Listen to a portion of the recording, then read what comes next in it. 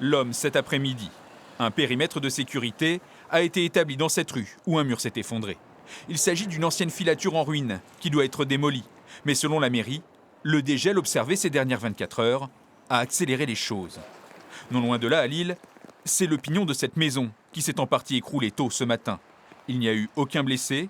Le propriétaire n'a pas souhaité s'exprimer devant notre caméra, mais les voisins ont eu une grosse frayeur. C'était sur les coups de 5 heures à peu près, 5h, 5h10 là, on a entendu une explosion. On pensait vraiment que c'était une chaudière ou quelque chose. J'ai entendu un vacarme d'enfer là, je pensais que c'était une cheminée, mais sur le coup je pensais que c'était la mienne quoi. Seule l'expertise permettra de déterminer si le dégel a contribué à l'effondrement de ce pignon datant des années 60 et déjà rafistolé. La nuit dernière en tout cas, une mésaventure similaire est survenue dans cette maison de Tumeries, à une vingtaine de kilomètres de Lille. Là encore, aucun blessé. Le propriétaire, un septuagénaire handicapé, a pu être hébergé temporairement à l'hôpital.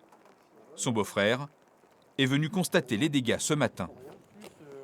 Déjà hier matin, il y avait eu des craquements. On se demandait ce que c'était. On ne voyait rien. Et hier soir aussi, il y a eu des craquements.